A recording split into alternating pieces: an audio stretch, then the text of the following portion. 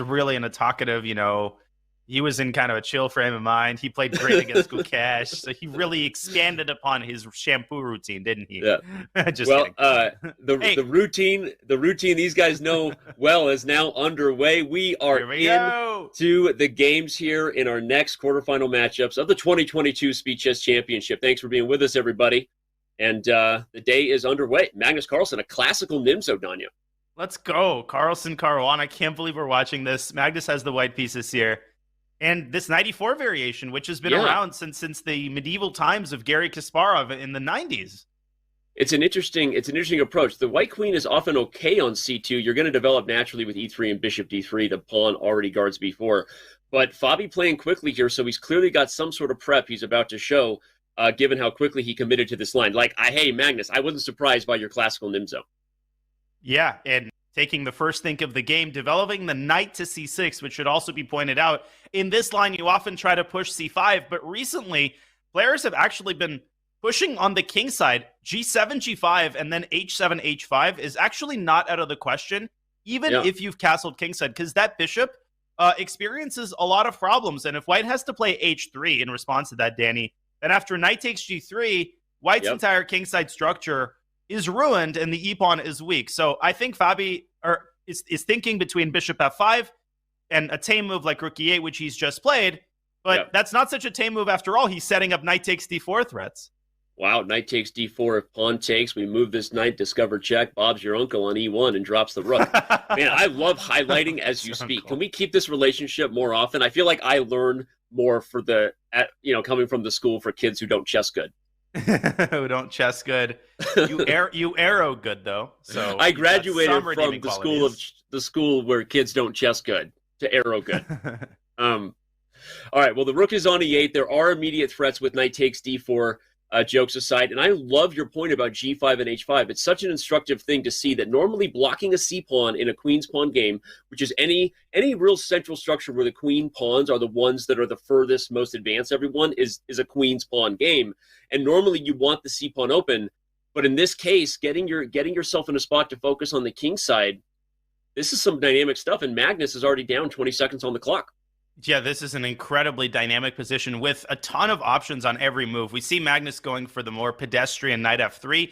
Yeah. White can also castle queenside here. That's not out of the question either, although, of course, the queenside is not exactly the safest place to be. Yeah. But with black unable to open up the c-file easily, that really builds the case for white going queenside rather than kingside. And now where is Fabi going to deploy his bishop? F5 or g4? Or is he going to resort back to g7, g5?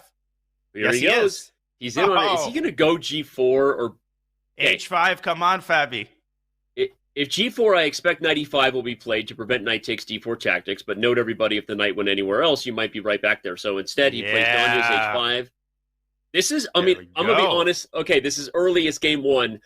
But if I'm honest about how I would have been in Fabi's corner, massaging his shoulders, chess boxing style, I would say, look, bro, you've got to go after him. Like, we're not here to mess around, right? You've got to go after Magnus and get points early and often in these slower time controls. So I love what I'm seeing here. And from personal experience playing Magnus in long blitz matches, I think his one tiny Achilles heel, I mean, yes, who am I to talk about Magnus's Achilles heel? I can understand the irony of that. But he is a bit of a slow starter. It sometimes takes him a couple of games to get warmed up. And listen, we saw this against Gukesh. It was 1-1. Gukesh had many chances in the first 5-6 games. I think Fabi noticed that, and he says, hey, this is where I'm going to try to strike. Every game is important. Every opportunity has to be exploited. And Magnus kind of struggling to find a move here. He simply ignores the threat of h4. Wow. Is that a bishop that can be trapped, or are you just happy to see me, Danya? h4, bishop e5, f6. There's bishop takes e4. e4. Yeah, it's a classic idea, actually. And then queen takes e4 with a check on g6. Speaking of slow starter, can we just call out that Magnus looks like he needs a banana. Remember last show where we had bananas at the ready? Magnus is looking like he needs some potassium, a little vitamin B, maybe a little caffeine. he is looking a little exhausted there. Let's bring up the analysis board if we can real quick, just to show some of these variations, because we are in a sharp position here. If f6 occurs, bishop takes e4, take, shake and bake. Mom helped, right? Takes e5 and we get check. White has at least a draw, but maybe even more, right? Knight takes g5. Yeah, White's got the draw in his pocket with queen h6 check, but knight g5 is possible. You could also go queen h6 check and then knight takes g5. So you could really massage this in many different ways, and Fabi wants to avoid a scenario like this if he can. So f6 is not forced here, Danny. You could consider knight takes e5. You could consider bishop f5, but the thing is, you've already committed to all of these pawn moves, and then suddenly reverting back to a normal developing move, I actually think that might be the way to go, preventing bishop takes e4. Okay, pawns can't go back. Thanks, Captain Obvious, but it is important when they push in front of your king to remind ourselves of those basic rules. And we, by the way, have h4 and bishop e5 on the board. So your suggestion of bishop f5 looking more and more prophetic, coming from the prophet, called it. There we go. Yeah, he just didn't want that scenario where Magnus has at least a perpetual.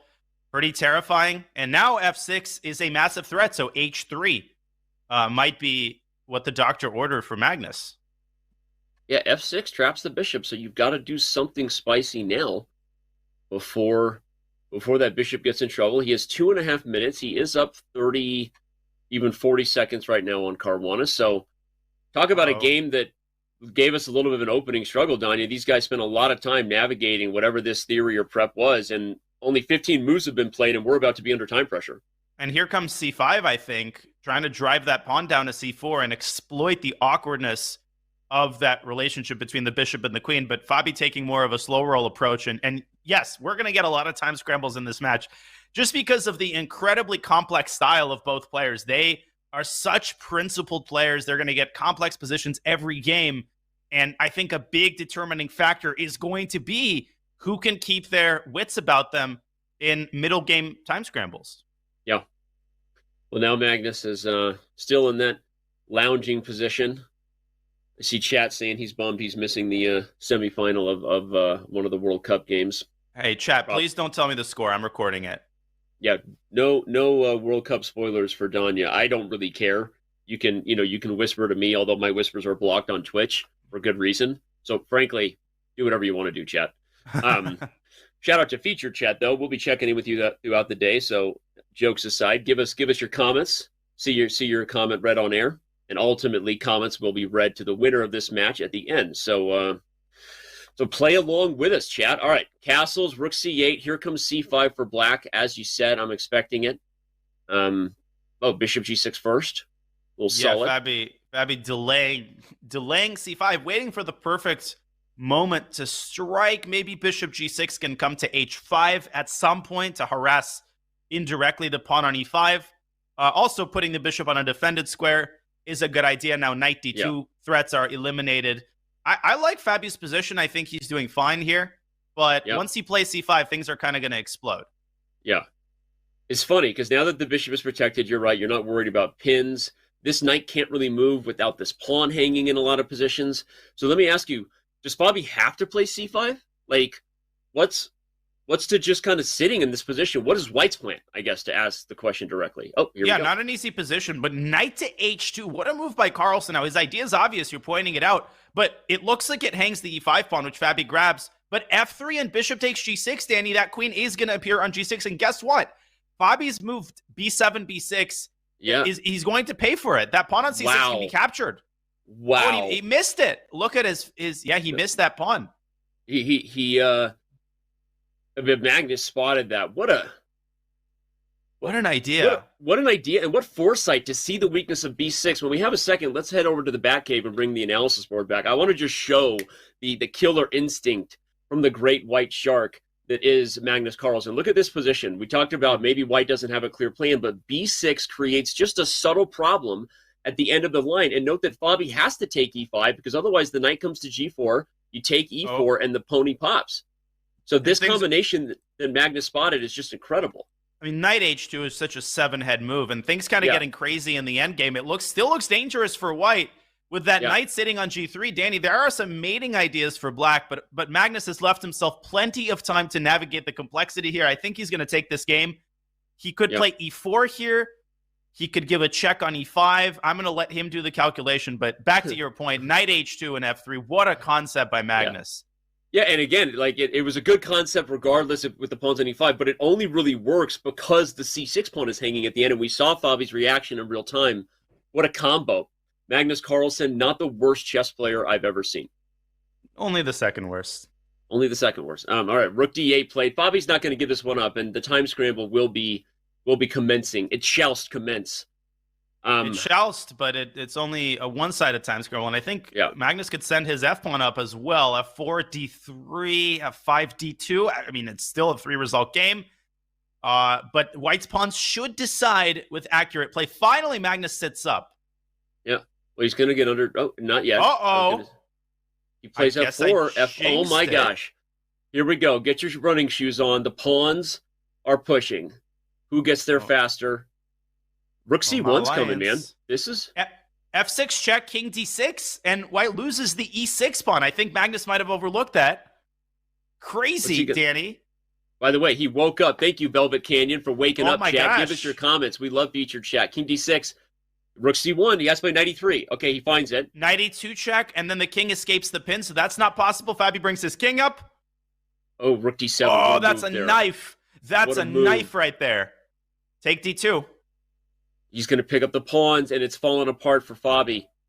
Totally winning now, but only 4 seconds for Magnus. This is blunderable, man. This is blunderable. 100%. Knight takes f5, tries to capture. No, but just take an e7.